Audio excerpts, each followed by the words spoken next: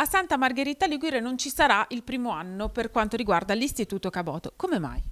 Sì, purtroppo quest'anno avevamo pochissime iscrizioni, 11 iscrizioni, per cui con tutta la buona volontà non siamo riusciti a fare la prima classe.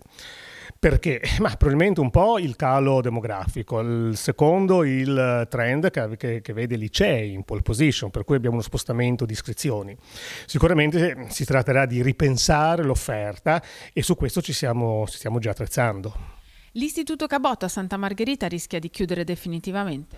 No, assolutamente, abbiamo già fatto parecchie riunioni con il comune, con l'assessore Tassara e stiamo programmando un piano di rilancio, anche perché il prossimo anno ci sarà entrerà in vigore la riforma dei professionali, per cui abbiamo la possibilità di modulare l'offerta a seconda delle esigenze del territorio e chiaramente a Santa Margherita punteremo sul turismo e il comune ci ha già assicurato tutto il suo pieno appoggio. Quindi ci sarà un contributo da parte del comune, l'obiettivo è quello di creare sinergie sul territorio? Indubbiamente, è l'unica possibilità che hanno tutte le scuole oggigiorno, specialmente i professionali.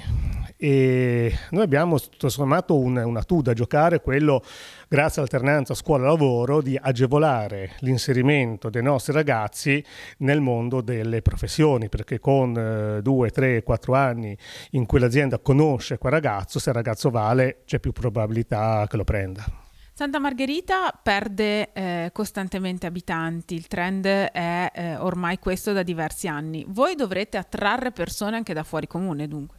Indubbiamente, infatti faremo anche un'opera di pubblicizzazione in tal senso, come abbiamo già fatto a Chiavari, lo faremo anche a Santa.